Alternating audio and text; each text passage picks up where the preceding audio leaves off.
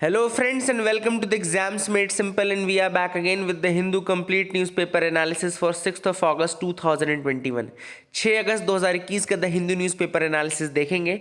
शुरू करने से पहले आपको बता दूं कि नीचे डिस्क्रिप्शन कमेंट में आपको हमारे टेलीग्राम चैनल की इंस्टाग्राम पेज की लिंक मिल जाएगी। कोई भी नया अनाउंसमेंट होता है, कुछ भी अनाउंसमेंट होता है कोर्स के रिगार्डिंग, तो वो आपको वहाँ पे कर दिया जाएगा। तो प्लीज़ ज्वाइन अस देयर। अगर आप लिंक से टेलीग्राम चैनल को नहीं ज्वाइन कर पा रहे हैं तो जस्ट अपने टेलीग्राम में जा करके टेम्स IAS डाल दीजिए। टेम्स IAS डाल करके सर्च कर लीजिए, जो चैनल आएगा UPSC टेम्स IAS के नाम से, वो चैनल आप ज्वाइन कर सकते हैं। So this is the request from my side. कल मैंने आप लोगों से एक सवाल पूछा था कि आप में से कौन कौन सी लैंग्वेज जानने वाले लोग हैं। तो दो नाम उसमें से मैं आपको बता दूं जो मुझे लगा।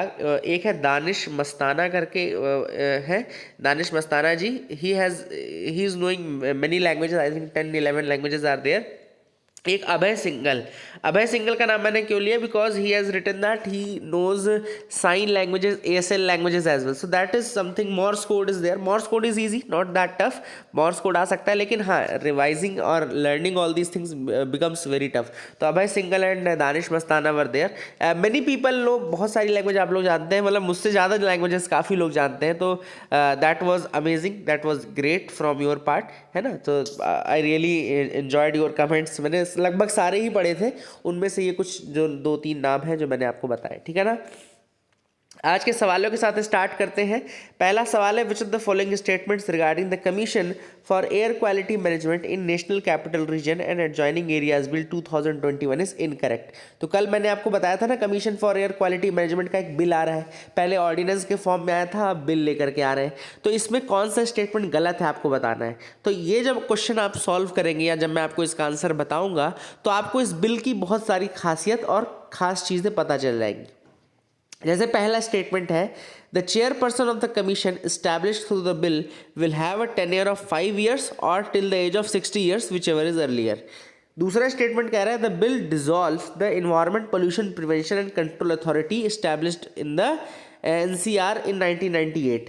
तीसरा स्टेटमेंट कह रहा है, in case of conflicts directions of the commission established through this bill will prevail over the orders of CPCB and the respective state government। and चौथा स्टेटमेंट कह रहा है, the commission may collect an environmental compensation from farmers causing pollution by stubble burning। अब आपको बताने इसमें से कौन सा स्टेटमेंट इनकरेक्ट है, गलत है। Let me tell you the answer for this. मैं इसका आंसर आपको बता देता हूँ, आप अटेम्प्ट कर लीजिए अपनी तरफ से, है ना। पॉज करके वीडियो आप अटेम्प्ट कर लीजिए, लेकिन मैं आपको आंसर बताता हूँ। इसका आंसर है ए इनकरेक्ट है। जो टेन्योर है वो 3 साल का है, मैंने कल भी आपको बताया था।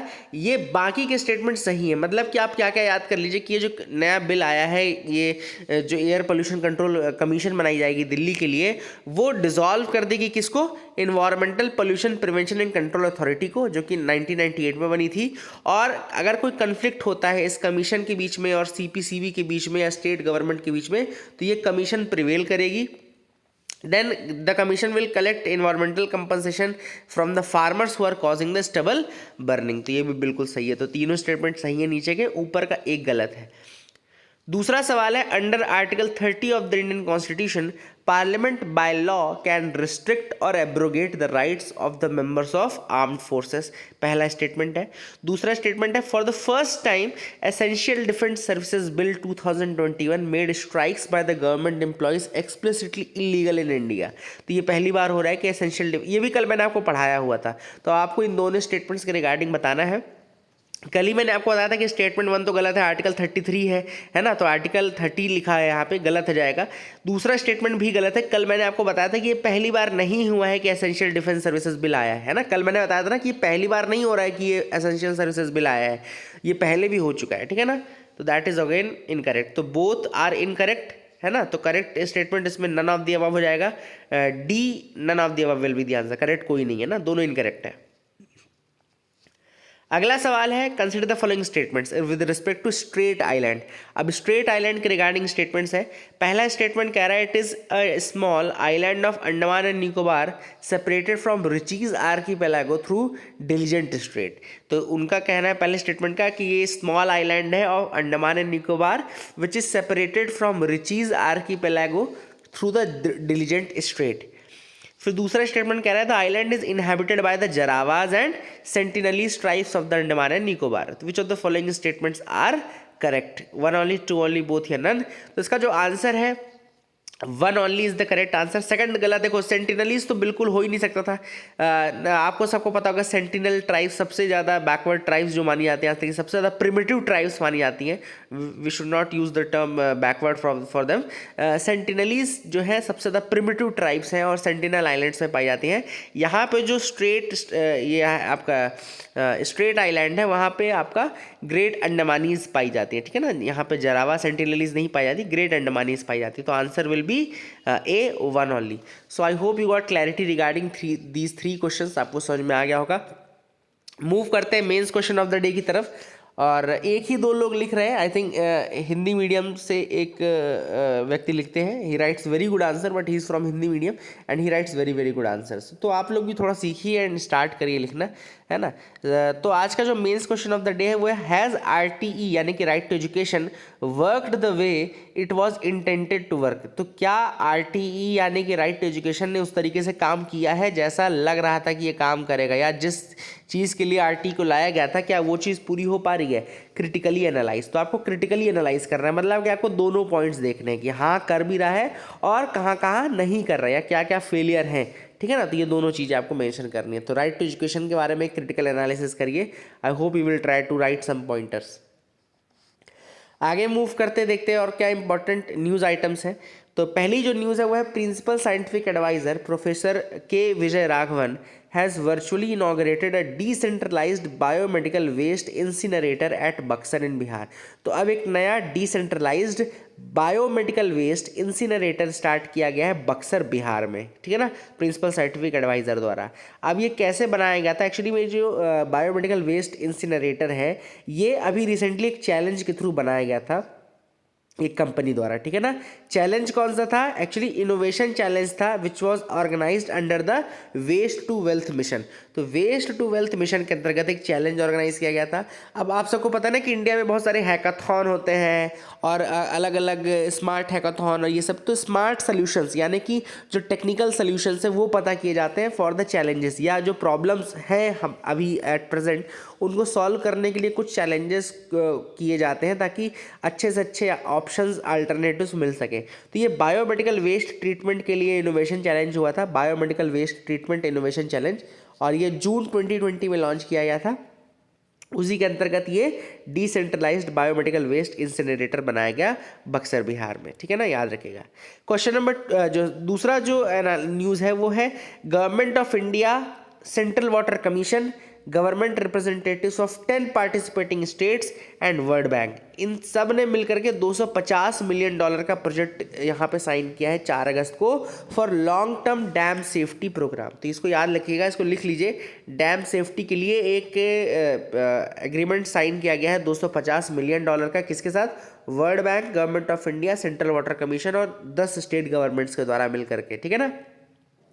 अब ये प्रोजेक्ट क्या हेल्प करेगा, बेसिकली इस प्रोजेक्ट का मेन रहेगा कि जो safety and performance existing dams के हैं, जो एग्जिस्टिंग डैम्स हैं उनके सेफ्टी एंड परफॉर्मेंस को इम्प्रूव करना across different states in India, this is the task given to this, ठीक है ना। ये जो मीटिंग है या जो ये $250 मिलियन का फंड है ये इसी पे जाएगा। Safety and performance of existing dam should improve, ठीक है ना, दैट इज द थिंग। अगली न्यूज़ है कि IIT रुड़की ने earthquake early warning EEW mobile app launch किया है उत्तराखंड के लिए। ये बहुत इंपॉर्टेंट है। EEW क्या है, earthquake early warning mobile app, earthquake early warning mobile app ये लॉन्च किया गया है। और ये क्या करेगा, बेसिकली उत्तराखंड में अर्ली अर्थक्वेक वार्निंग को ये करेगा। और किसके द्वारा लॉन्च किया गया है, IIT रुड़की द्वारा लॉन्च किया गया है। और अब ये क्या काम करेगा, बेसिकली ऐप कि अर्थक्वेक अर्ली वार्निंग जो है अलर्ट कर देगा लोगों को regarding the onset of calamity, मतलब कि स्टार्टिंग का बता देगा कि भैया देखो अर्थक्वेक अब शुरू हो चुका है। देखो अर्थक्वेक आने से पहले उसको डिटेक्ट करना तो बहुत इम्पॉसिबल है, ये बिल्कुल पॉसिबल नहीं है, ठीक है ना, क्योंकि अर्थक्वेक जब तक आया नहीं, जब तक स्टार्ट नहीं हुआ तब तक वो डिटेक्ट करना मुश्किल है। कि 1 घंटे पहले सोचें आप कि 2 घंटे पहले बता दिया जाए तो बड़ा मुश्किल है। लेकिन जैसे ही ऑनसेट होता है और होता क्या है कि जो इसमें शेयर वेव्स होती हैं, शेयर वेव्स की स्पीड कम होती है ना। शेयर वेव्स की स्पीड जो रहती है वो प्राइमरी वेव्स के हाफ होती है लगभग, ठीक है ना। तो शेयर वेव्स का इसमें यूज़ किया जाता है। अगर शेयर वेव्स को डिटेक्ट कर लिया पहले ही तो आप बता सकते हैं कि भैया आप प्राइमरी वेव्स स्ट्राइक मतलब कि वो होने वाली हैं।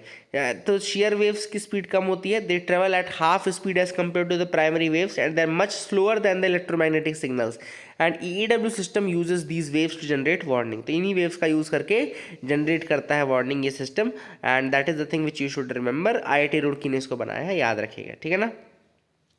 अगली जो न्यूज़ है वो है मालदीव की स्टाइल के water villas. Maldivian style water villas जो है, वाटर विला, ये बनाए जाएंगे कहाँ पे? लक्षद्वीप में। मालदीवियन स्टाइल वाटर विलास कहाँ बनाए जाएंगे? लक्षद्वीप में बनाए जाएंगे। And this is in order to attract the tourists for scenic beauty in the Lakshadweep area. And ये चीज़ स्टार्ट किया जाएगा। 800 करोड़ का प्रोजेक्ट है। This is the first of its kind project in India, ये भी याद रखेगा। एंड वर्ल्ड क्लास फैसिलिटी बनाई जाएगी, solar powered eco friendly villa बनाया जाएगा। एंड ये कहाँ कहाँ बनाए जाएंगे? तो ये लक्षद्वीप के अंदर मिनिकॉय, सुहेली, कदमत आइलैंड, ये जो रीजन है लक्षद्वीप के वहाँ बनाया जाएगा। मिनिकॉय, सुहेली, कदमत आइलैंड्स जो हैं लक्षद्वीप के, ठीक है ना, इसको याद रखेगा। अगली न्यूज़ है उमलिंगला पास की रिगार्डिंग। तो उमलिंगला पास मैं आपको बताता हूँ। उमलिंगला पास कहाँ लोकेटेड है? ईस्टर्न लद्दाख रीजन में लोकेटेड है। पहली चीज़, उमलिंगला पास कहाँ पर है? ईस्टर्न लद्दाख में। अब वर्ल्ड की जो हाईएस्ट मोटरेबल रोड है वो सिचुएटेड कहाँ पर है? यहीं उमलिंगला पास के पास सिचुएटेड है, याद रखिएगा। वर्ल्ड की जो हाईएस्ट मोटरेबल रोड है BRO यानी कि बॉर्डर रोड ऑर्गेनाइजेशन के द्वारा ये बनाई गई है। उमलिंगला पास ईस्टर्न लद्दाख रीजन में ही ये रिसाइड करती है। अब ये उमलिंगला पास जो है, ये जो रोड है ये कनेक्ट करती है important towns in the Chumar sector of eastern Ladakh. Eastern Ladakh के चुमार सेक्टर को कनेक्ट करता है ये। And it is also close to the line of actual control, जिसके द्वारा जो ट्रूप्स हैं या इक्विपमेंट्स हैं उनका क्विक मूवमेंट पॉसिबल हो पाएगा। तो उमलिंगला पास की जो रोड है काफ़ी ज़्यादा यूज़फुल आने वाली है, स्पेशली जो आगे कभी इंडिया चाइना के बीच में डिस्प्यूट होता है तो उस केस में तो काफ़ी ज़्यादा ये इंपॉर्टेंट साबित होगी। अगली जो न्यूज़ है वो है ऑस्ट्रेलिया चाहता है कि इंडिया उनकी सबसे बड़ी जो वॉर गेम एक्सरसाइज है तलिस्मान सेबर 2023 में प्लान्ड है, उसको ज्वाइन करे। ऑस्ट्रेलिया क्या चाहता है कि इंडिया ज्वाइन करे, उनकी जो सबसे बड़ी एक्सरसाइज है तलिस्मान सेबर नाम से, उसको ज्वाइन करे। एंड फॉर्मल इनवाइट भी दिया जा सकता है, ठीक है ना। तलिस्मान सेबर के बारे में बता दूं तो Talisman Sabre is the largest bilateral combined training activity between the Australian defence forces and US military, ठीक है ना। एक्चुअली 2021 यहाँ पे लिखा है, तो 2021 ही याद रखना है इसका ना, तलिस्मान सेबर 2021 याद रखना। और it A combined military activity between the Australian defence forces and US military forces. And इसके अलावा कुछ और कंट्रीज जो इंक्लूड है इसमें, वो Canada, Japan, New Zealand, south Korea, UK, याद रखेगा। Canada, Japan, New Zealand, south Korea and UK। अब इंडिया को भी इनवाइट आ सकता है फॉर दिस एक्सरसाइज तलिस्मान सेबर। अगली न्यूज़ जो है फ्रंट पेज से, यहाँ पे NV रामना जी जो चीफ जस्टिस ऑफ इंडिया, उनका ये कहना है कि जो एलिगेशंस लगे हैं गवर्नमेंट पे रिगार्डिंग द पेगासस। अब आप सबको पता है कि पेगासस एक इजरायली सॉफ्टवेयर कंपनी है, वो बनाती है। और अभी रिसेंटली रिपोर्ट्स किया था कि गवर्नमेंट जो है वो पेगासस को खुद परचेज करती है, खरीदती है और फिर उसके बाद स्नूपिंग करती है। तो जो ये एलिगेशंस लगे हैं, तो NV रामना जी का कहना है कि जो ये एलिगेशंस लगे काफ़ी सीरियस एलिगेशंस हैं और अब इनकी जांच करना ज़रूरी है। और ये देखना पड़ेगा कि ये स्नूपिंग का केस कैसे आगे, मतलब कि एक तो क्रिमिनल केस, अगर हैकिंग हुई है तो क्रिमिनल केस है। तो that is the thing which is has been said by the chief justice. And now let's see कि आगे किस तरीके से मूव करते हैं। अगली न्यूज़ है वो है India beats Germany bags bronze in men's hockey. तो यहाँ पे ओलंपिक्स में एक और नया इतिहास रचते हुए इंडियन हॉकी टीम ने क्या किया है, डिफीट कर दिया है जर्मनी को। एंड ब्रॉन्ज मेडल वो जीत लिया है, ठीक है ना। एंड कल रेसलर रवि कुमार दाहिया थे, उन्होंने भी सिल्वर जीता था 57 किलोग्राम डिवीज़न में, सिल्वर जीता उन्होंने, रवि कुमार दाहिया ने। तो ये भी आप ये चीज़ याद रख सकते हैं। एक रिपोर्ट आई है रिसेंटली की जो IITs हैं उनमें 60% जो ड्रॉप आउट्स हैं they are from the reserved category. तो एक जो रिपोर्ट आई है उसमें ये आई है कि 7 IITs से जो ड्रॉप आउट्स केसेस मिल रहे हैं, 60% उनमें से drop out cases reserved category से मिल रहे हैं, ठीक है ना।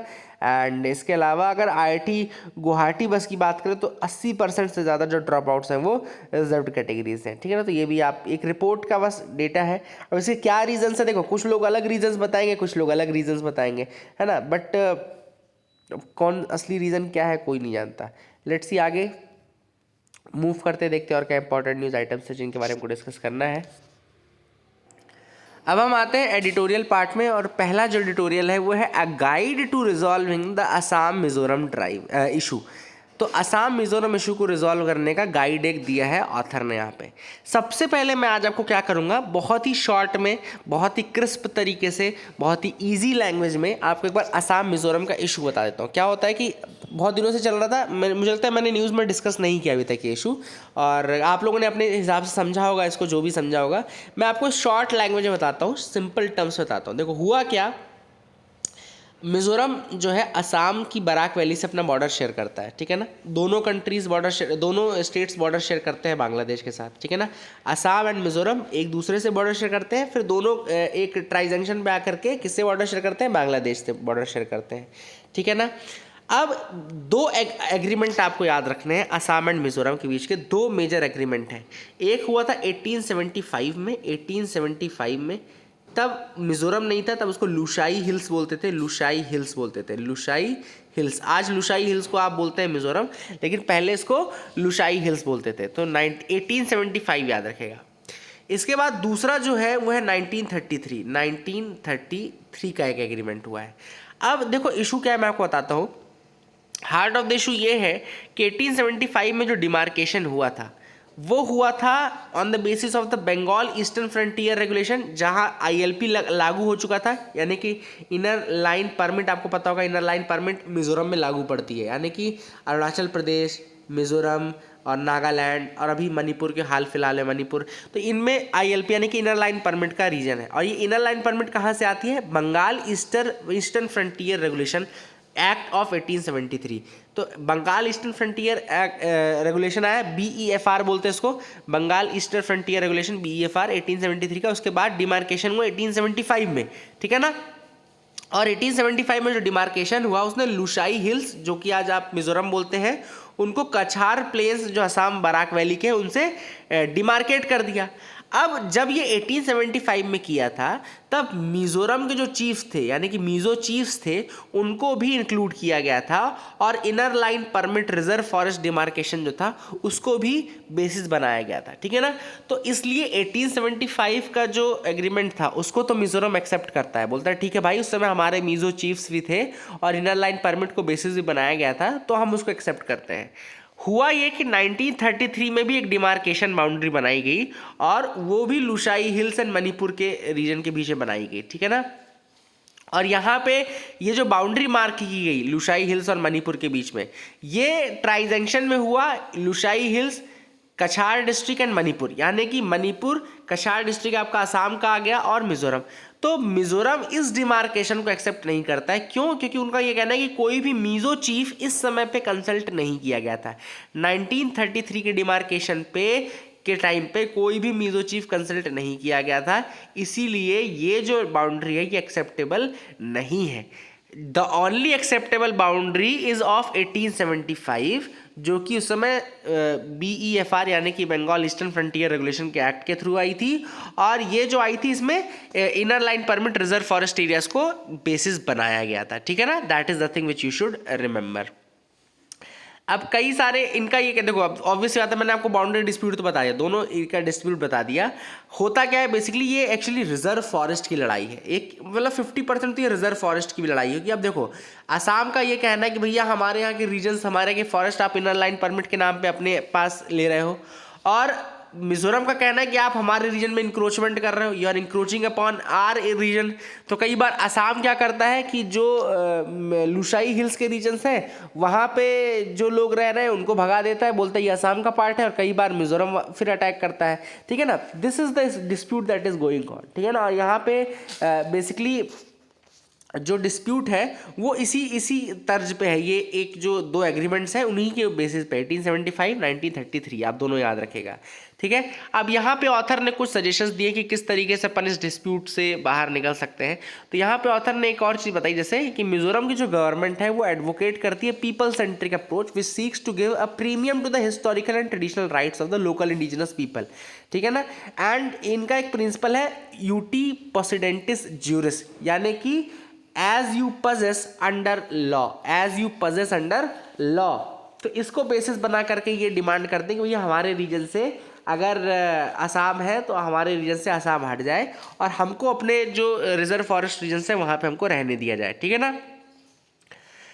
अब यहाँ पे ऑथर रहता है किस तरीके से इस चीज़ को फिक्स किया जा सकता है। तो ऑथर ने कहा कि देखो सबसे पहले तो रश करके इलेक्टोरल चीज़ों को ध्यान में रख करके आप मत करिएगा, मतलब कि जो इलेक्टोरल पर्पस से अगर आप बाउंड्री डिस्प्यूट सेटल करेंगे तो वो कोई भी लॉन्ग टर्म सोल्यूशन नहीं रहेगा।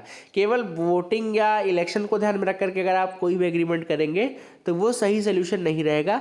आपको लॉन्ग टर्म सोल्यूशन निकालना चाहिए, आपको लॉन्ग टर्म का सोच के निकालना चाहिए और सारे जो स्टेक होल्डर्स हैं उनको एक साथ बैठ करके डिस्प्यूट को सॉल्व करने के लिए देखना चाहिए कि कहाँ पे इंक्रोचमेंट है, कहाँ पे इंक्रोचमेंट नहीं है। अगर कुछ ऐसा होता है तो उसको समझदारी के साथ सॉल्व करें, ठीक है ना। ऑब्वियस बात है, ये तो कॉमन चीज़ें हैं, ठीक है ना।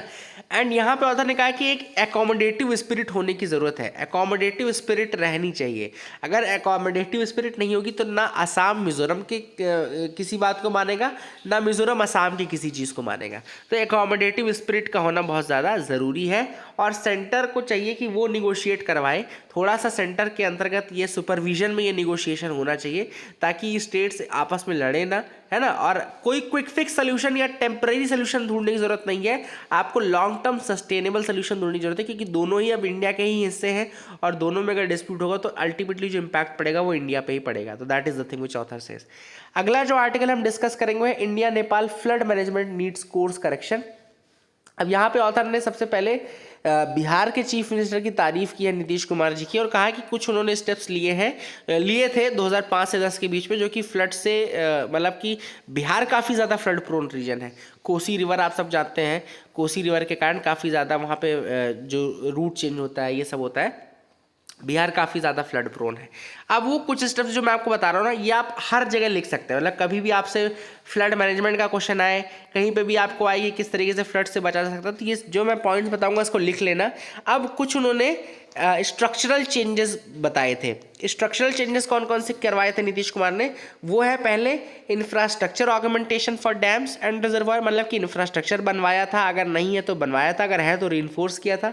डिटेंशन बेसिन्स बनवाए थे, एम्बैंकमेंट्स बनवाए थे, चैनल इंप्रूवमेंट करवाया था। तो ये स्टेप्स आप याद रख लीजिए कौन कौन से, augmentation for dams and reservoirs, detention basins, embankments and channel improvement. फिर कुछ नॉन स्ट्रक्चरल मेजर्स भी उन्होंने करवाए थे, जैसे कि flood plain management, flood forecasting and warning, flood insurance and financial compensation. ये भी इंपॉर्टेंट है। नॉन स्ट्रक्चरल मेजर्स जैसे कि flood plain management, flood forecasting and warning, flood insurance and financial compensation. These are the things that were done under the Nitish Kumar government, ठीक है ना। अब यहाँ पर रिसेंटली बिहार ने 4 और 5 मई को 2 डॉक्यूमेंट्स रिलीज किए हैं, pre flood preparedness and flood control order 2021। Author ने यहाँ पे ये बोला है कि जो बिहार का फ्लड है वो ओरिजिनेट कहीं ना कहीं नेपाल से होता है, क्योंकि जितनी बार नदियाँ हैं वो सारी नेपाल से ओरिजिनेट होती है। उनका मेजर बेसिन भी वहीं पर है, मतलब 60 से 70% बेसिन उनका नेपाल में ही है। इन रिवर्स का भी कौन कौन से रिवर्स है, कोसी, गंडक, बुरही गंडक, बागमती, कमला बलान, महानंदा, अधवारा, ये सब जितनी भी नदियां हैं, these are wrecking havoc over the Bihar region. और FMISC जो है फ्लड मैनेजमेंट सिस्टम जो है उसका ये कहना है कि 65% जो कैचमेंट एरिया है इन रिवर्स का वो नेपाल तिब्बत रीजन में है, केवल 35% कैचमेंट एरिया है जो कि बिहार में है। ऑथर ने कहा है कि देखो 1950 का एक इंसिडेंट है जिसमें कोसी रिवर में एम्बैंकमेंट बनाना था। तो 1955 में कोसी रिवर पे एम्बैंकमेंट बनाते समय नेपाली सोल्जर्स जो थे वो वॉलंटरली मतलब कि हाथ जुटा रहे थे, और ये जो कोऑपरेशन है ये आज कहीं ना कहीं मिसिंग है। ऑथर का ये कहना है कि ये जो कोऑपरेशन पहले था वो आज कहीं ना कहीं मिसिंग है, और ये मिसिंग कोऑपरेशन जो है इसी कारण से सारे इश्यूज जो हैं वो आ रहे हैं। तो तो यही कोर्स करेक्शन ऑथर ने यहाँ पे सजेस्ट किया है कि नेपाल को बिहार के साथ मिल करके एक्ट करना चाहिए। और एक और चीज़ याद है, कोसी ट्रीटी याद रखिएगा। कोसी ट्रीटी कब की ट्रीटी है? 1954 की ट्रीटी है, जिसमें कि एम्बैंकमेंट्स बनाने की बात की थी। कोसी बहुत ज़्यादा कोर्स चेंज करती है, अपनी कोर्स चेंज करती रहती है, ठीक है ना, याद रखिएगा। ये आपको याद है, कोसी वाटर ट्रीटी 1954 की ट्रीटी है, एम्बैंकमेंट्स बनाने के लिए उसमें कहा गया था। तो ऑथर ने वही कहा कि कोर्स करेक्शन जरूरी है और एक कोऑपरेशन की ज़रूरत है बिहार और स्पेशली नेपाल वाले रीजन के बीच में। अगर आपको फ्लड से बचना है तो आप दोनों मिल करके ही बच सकते हैं। आइसोलेशन में या सिलोस में अगर आप काम करेंगे, मोनोलिथ में काम करेंगे, तो आप नहीं बच पाएंगे।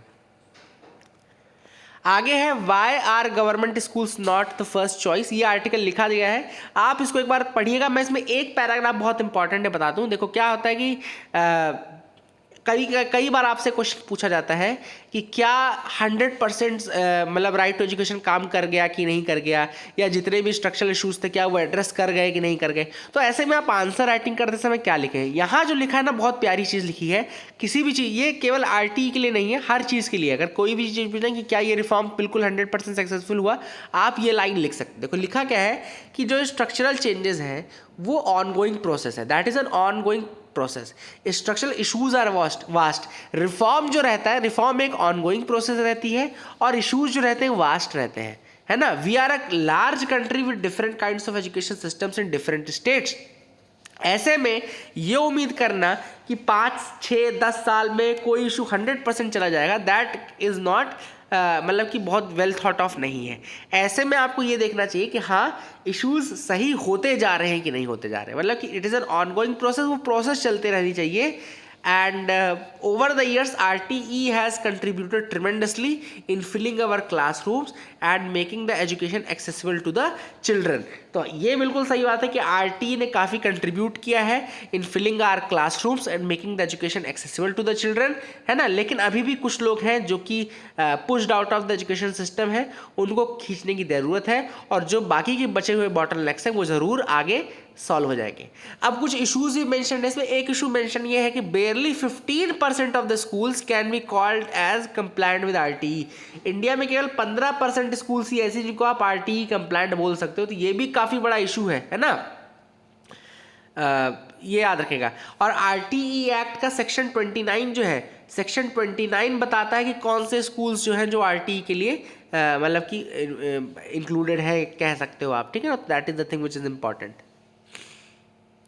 आगे मूव करते हैं। Defence services will lapse after a year. तो जो कल मैंने आपको बिल बताया था, ये एसेंशियल डिफेंस सर्विसेज बिल, जिसके अंतर्गत उन्होंने कहा था जितने भी डिफेंस इस्टेब्लिशमेंट्स हैं वहाँ के एम्प्लॉयज़ जो है वो मतलब स्ट्राइक पे नहीं जा सकते हैं। अब एक्चुअली आप सबको पता होगा कि ऑर्डिनेंस फैक्ट्री का कॉर्पोरेटाइजेशन या कि प्राइवेटीकरण करने की सोच रहा है गवर्नमेंट, और ऐसे में अगर ऑर्डिनेंस फैक्ट्री जो कि डिफेंस के लिए काफ़ी इंपॉर्टेंट है, उसके एम्प्लॉयज़ अगर स्ट्राइक पे चले जाए तो बड़ा नुकसान होगा। तो इसी कारण से उन्होंने ये डिफेंस सर्विस बिल लाया है, और उनका ये कहना है कि ये 1 साल तक ही वैलिड रहेगा, आने के 1 साल तक ही वैलिड रहेगा। क्लॉज 1 उसका यही कहता है कि it is applicable only for 1 year after which it will lapse. ऐसा नहीं कि वो बिल्कुल प्रोटेस्ट नहीं कर सकते, साइलेंट प्रोटेस्ट आप कभी भी कर सकते हैं, that is the thing which is there, लेकिन ये 1 साल तक ये बिल लाई करेगा। जयशंकर तेहरान ट्रिप होल्ड्स की अमिड अफगान डेवलपमेंट्स। अब यहाँ पे अफगान का आप सबको पता है कि किस तरीके से तालिबान वहाँ पे पावर असर्व कर रहा है, और ट्रॉइका एक ग्रुप बनाया गया है। ट्रॉइका ग्रुप कौन कौन है? US, Russia, China, Pakistan. ये ट्रॉइका में कौन कौन से थे? ट्रॉइका प्लस बोलते हैं इसको। ट्रॉइका प्लस में यूएस, रशिया, चाइना, पाकिस्तान है, और इसमें इंडिया को इंक्लूड नहीं किया गया, ना ही ईरान को इंक्लूड किया गया। ऐसे में ईरान भी तालिबान का पावर नहीं चाहता कि बहुत ज़्यादा बढ़े, ईरान भी तालिबान के पावर के अगेंस्ट है। ऐसे में इंडिया और ईरान चाहे तो अपने रिलेशनशिप को बहुत आगे ऊपर लेवल पे ले जा सकते हैं, and that is what has been mentioned in this article. कि यहाँ पे जब इब्राहिम राइसी का सेरेमनी हुआ, अभी स्वेरिंग इन सेरेमनी, तो वहाँ पे एस जयशंकर जी पहुँचे, that is a good sign, है ना, that is a good thing. आगे है earth observation satellite to be launched on August 12।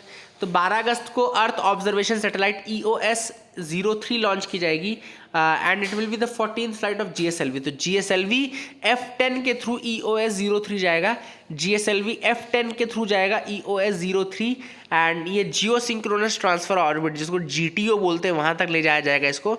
And ये किस चीज़ में हेल्प करेगा? एक्चुअली ये स्टेट ऑफ आर्ट सैटेलाइट है जो कि इनेबल करेगा real time monitoring of natural disasters, water bodies, crops, forest cover changes, ठीक है ना, इन सारी चीज़ों को, कौन कौन सी, natural disasters, water bodies, crops, forest cover changes, इन सारी चीज़ों को, ठीक है ना। एंड एक और इंपॉर्टेंट चीज़ कि EOS-03 जो है it is capable of imaging the whole country 4 to 5 times every day, 4 से 5 बार हर दिन ये अर्थ को ऑब्जर्व कर सकती है। This is the thing which is important. I hope you got clarity. आगे मूव करते हैं। No plan to house Indian military base on Agalega island. अब मॉरिशस ने कह दिया क्लियर कट कि हमने भैया कोई एग्रीमेंट नहीं किया है, ये हम इंडियन मिलिट्री को बेस देंगे अगलेगा आइलैंड में, ठीक है ना। अब यहाँ पे मैं थोड़ा सा आपको एक मैप दिखा दूँ, आप लोग ये मैप देख पा रहे होंगे, यहाँ पे कुछ इंडियन ओशन के आइलैंड्स हैं जिनको मैं दिखाना चाहता था आपको। अगलेगा आइलैंड जो मैंने आपको बताया, यहाँ पे ये अगलेगा आइलैंड वाला रीजन है ना। मॉरिशस ने कहा है कि इसको यहाँ पे कोई हम बनाने नहीं दे रहे।